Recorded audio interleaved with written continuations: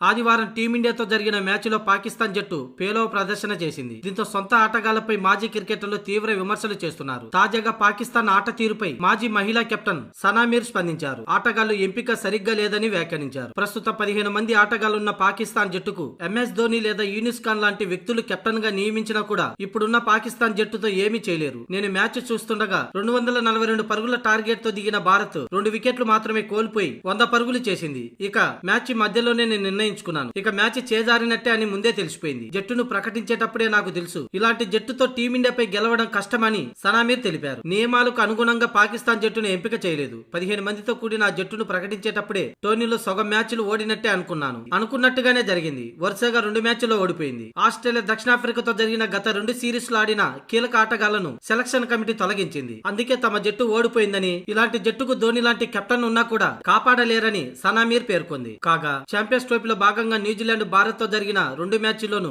ఆతిథ్య పాకిస్తాన్ పరాజయ పాలైన సంగతి తెలిసింది. ఇక తదుపరి మ్యాచ్ ఈ నెల 27న బంగ్లాదేశ్ తో తలపడనుంది. అయితే ఈ మ్యాచ్ లో ఎవరు గెలిచినా ఎటువంటి ఉపయోగం లేదు. ఎందుకంటే అటు బంగ్లాదేశ్ కూడా వరుసగా 2 మ్యాచ్ల్లో ఓడిపోయి సెమీస్ నుంచి తప్పుకుంది. ఇక గ్రూప్ ఏ తరపున చెరో 2 విజయాలతో భారత్ న్యూజిలాండ్ సెమీస్ కు చేరుకున్నాయి.